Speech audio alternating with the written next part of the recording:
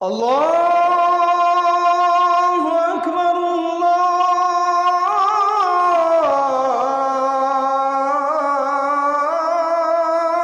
আকবার। Medina রাষ্ট্র বুঝে? Medina রাষ্ট্র কাকে বলে? মদিনা সনদ অনুযায়ী মদিনা রাষ্ট্র করব। ইস্তেহার এত সহজ? আদৌ জানে না যে মদিনা সনদ কি। যখন দেখা যায় যে মানুষ দিনে দিনে দাওয়াতের মধ্য দিয়ে আস্তে আস্তে মানুষ ইসলামের পথে আসছে, এখন এই মানুষগুলোর তো ভোটটা পাইতে হবে।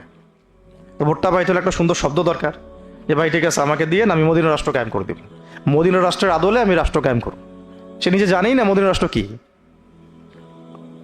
মদিনা রাষ্ট্র মানে হচ্ছে এমন একটা রাষ্ট্র যে রাষ্ট্রে মুসলমানরাও আছে, ছিল কিছু খ্রিস্টানও ছিল, কিছু পৌত্তলিকও ছিল, কিছু কিছু, কিন্তু এই রাষ্ট্রের শাসন ক্ষমতা মুসলমানদের হাতে ছিল। মুহাম্মদ সাল্লাল্লাহু আলাইহি ওয়াসাল্লামের হাতে ছিল। সাহাবায়ে কেরাম তার অনুসারী ছিলেন। এখানে পশ্চিমা কোনো তন্ত্রমন্ত্র ছিল না। ওই জমিনটা আল্লাহর ছিল, ওখানে আল্লাহ পাকের বিধান বাস্তবায়িত হয়েছে, শরিয়া বিধান। সাথে আমাদের চুক্তি ছিল, ওরা চুক্তি ভঙ্গ করেছে, এরপর ওদের সাথে যুদ্ধ হয়েছে। মদিনা রাষ্ট্র মানে এখানে সুদভিত্তিক কোনো অর্থ ব্যবস্থা থাকতে পারবে না, মুসলমানদের ক্ষেত্রে অন্তত না। ইহুদিরা করলে করবে, ওটা ওদের বিষয়। মদিনা রাষ্ট্রকে সেটাই বোঝে না। মদিনা রাষ্ট্র কায়েম করতে চায়।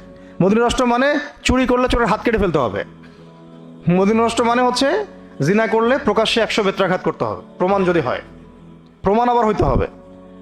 প্রমাণ না করে যদি কেউ উল্টাপাল্টা একটা ইলজাম দিয়ে দেয়, তাহলে ওদেরকে আবার 80 লাঠি মারতে হবে। মিথ্যা একটা অভিযোগ দিয়ে দিল, ওকে আবার 80 লাঠি মারতে হবে, 80 লাঠি। মদিনা রাষ্ট্র মানে হচ্ছে ব্যভিচার হইলে রজম, মদপান হইলে বেত্রাঘাত।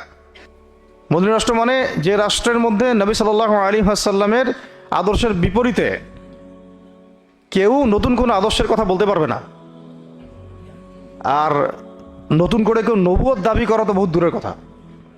কেউ মুরতাদ হয়ে গেলে মৃত্যুদণ্ড, ধর্ষণ করলে মৃত্যুদণ্ড, ডাকাতি করলে একদিকের হাত কেটে ফেলবে, একদিকের পা কেটে ফেলবে। মদিনা রাষ্ট্র বুঝে? মদিনা রাষ্ট্র কাকে বলে? মদিনা সনদ অনুযায়ী মদিনা রাষ্ট্র করব। ইস্তেহার এত সহজ? কেন সহজ না? কারণ এই রাষ্ট্রের জনগণের বুনিয়াদি ইসলামের যে আলো বা ইস্তেকামা, সেটা আমরা এখন পর্যন্ত হাসিল করতে পারি নাই। সবার আগে এই রাষ্ট্রের জনগণ মানে সমাজের জনগণকে অন্ততপক্ষে 5 ওয়াক্ত নামাজি বানাইতে হবে। দ্বিতীয় হচ্ছে শিক্ষা ব্যবস্থার মধ্যে কোরআন, হাদিস, আকীদা, সিরাতকে ঢুকাই দিতে হবে।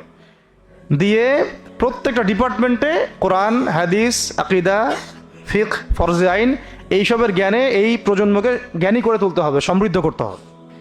অর্থনৈতিক বিষয়গুলোর মধ্য থেকে সুদকে আস্তে আস্তে মাইনাস করতে থাকতে হবে।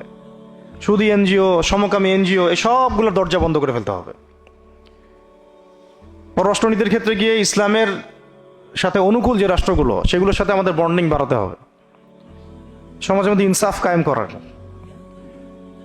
ভালো মানুষ হিসেবে তৈরি করা, উলামায়ে কেরামদেরকে স্পেস দেওয়া, দাওয়াতের ক্ষেত্রকে বেগবান করা, রাষ্ট্রীয়ভাবে ইসলামের দাওয়াত প্রচার করতে হবে। Media, print media, electronic media, এগুলো দিয়ে ইসলামের প্রচার করতে হবে। মানুষের মাথাটাকে আল্লাহর দাসত্বের দিকে নিয়ে আসতে হবে।